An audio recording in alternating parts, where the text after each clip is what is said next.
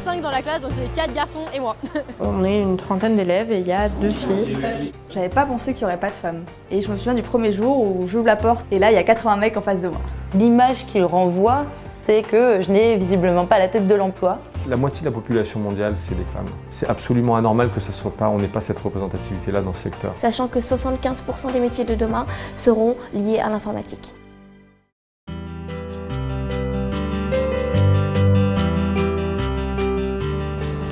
Alors aujourd'hui, nous formons des ingénieurs en informatique, donc des experts du numérique, qui peuvent intervenir dans tous les secteurs de l'industrie, puisqu'aujourd'hui le numérique est absolument dans tous les secteurs de l'industrie ou des services. Donc une possibilité de carrière, aussi bien en France qu'à l'étranger, extrêmement large et qui va toucher tous les domaines, en particulier celui du domaine des jeux vidéo. Alors Isar Digital est une école supérieure qui forme au métier du jeu vidéo, du cinéma d'animation et des effets spéciaux. Sur la filière jeux vidéo, on a plusieurs types de formations et plusieurs types de cursus. Artistique, game programming, game design programming, producer, donc tout pour mettre les étudiants en condition pour une future vie professionnelle dans les jeux vidéo.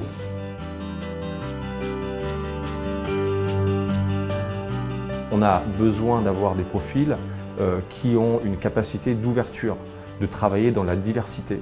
La diversité, c'est quoi? C'est la diversité d'origine, c'est la diversité aussi de genre. Aujourd'hui, sur une école comme Epitech, c'est un problème parce qu'on a moins de 5% des étudiants aujourd'hui qui sont des filles. Cette proportion de femmes dans le numérique est effectivement beaucoup trop faible. Nous souhaitons l'accroître non pas pour du politiquement correct, mais simplement parce qu'il y a une réelle demande des entreprises. Aujourd'hui, nous bâtissons une société entièrement numérique. Si cette société est bâtie uniquement par des hommes, quelque part, ça ne fonctionnera pas. Donc les femmes doivent faire partie de la construction de cette société numérique.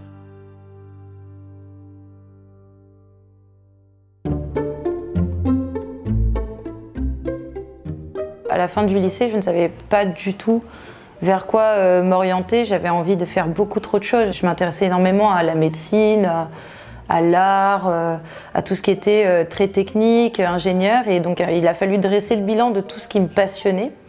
Et le jeu vidéo était en fait le milieu parfait qui assemblait à la fois source de connaissances infinies, patte artistique et nouvelles technologies. Et c'est comme ça que je suis entrée dans une école de jeux vidéo. Le problème, c'est que c'est un secteur où, en tant que femme, il faut faire en permanence ses preuves. En tant que femme dans l'informatique et dans le développement, de toute manière, oui, mais les filles, vous êtes bonnes uniquement à faire du graphisme. Techniquement, vous n'êtes pas là.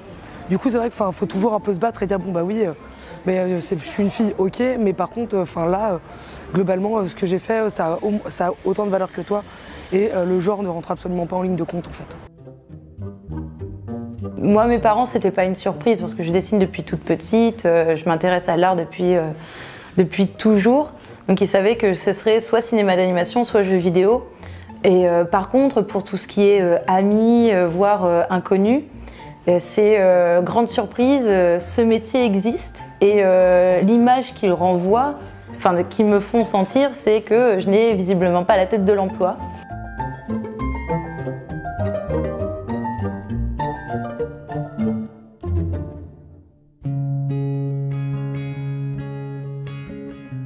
On a une mixité, en fait, une vraie parité sur la filière artistique. C'est beaucoup moins vrai sur les filières techniques. Je pense qu'on a un gros déficit de jeunes filles sur la filière STEM, en fait, toutes les filières technologiques. On s'aperçoit qu'il faut que les parents, et puis au lycée et au collège, les professeurs prennent conscience que le jeu vidéo est de vrais débouchés et apporte aujourd'hui de vrais métiers pour les jeunes filles et les jeunes garçons. Girl can code, absolutely. Il est évident que ce métier a aussi une base mathématique. On sait que jusqu'au niveau de la terminale scientifique, les jeunes filles sont excellentes en mathématiques. Elles sont même en général meilleures que les garçons. Simplement, c'est encore une fois l'orientation métier qu'elles vont disparaître de ce champ d'activité. Or, la programmation, c'est d'abord de l'algorithmique qui ensuite se transforme en code. Et là, il est évident que les jeunes filles ont tous les atouts pour réussir. Avec notre très faible pourcentage de filles au sein de l'école, nous avons régulièrement des femmes majeures de promotion qui démontrent bien qu'elles ont tout à fait les compétences et les aptitudes pour réussir brillamment dans ce domaine. Par rapport à notre cursus Game Art, on commence d'abord beaucoup avec de la 2D. Donc on se recentre vraiment sur les grands basiques de l'artistique en fait, de tout ce qui concerne vraiment les couleurs, à quoi ça va ressembler, les chartes graphiques, etc. Et le côté technique, il arrive vraiment dans un second temps. Et donc, mon ressenti, et puis c'était le cas dans nos classes, c'est pas rare de trouver une majorité de filles dans nos classes.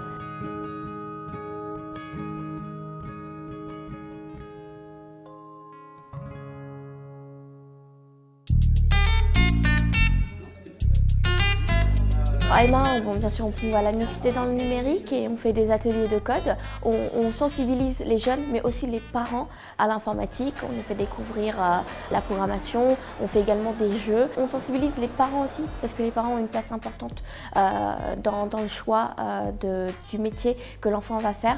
Donc si eux, ils ne les encouragent pas à aller dans le numérique, à aller dans le métier du numérique, ce sera beaucoup plus compliqué pour nous après de les encourager aussi.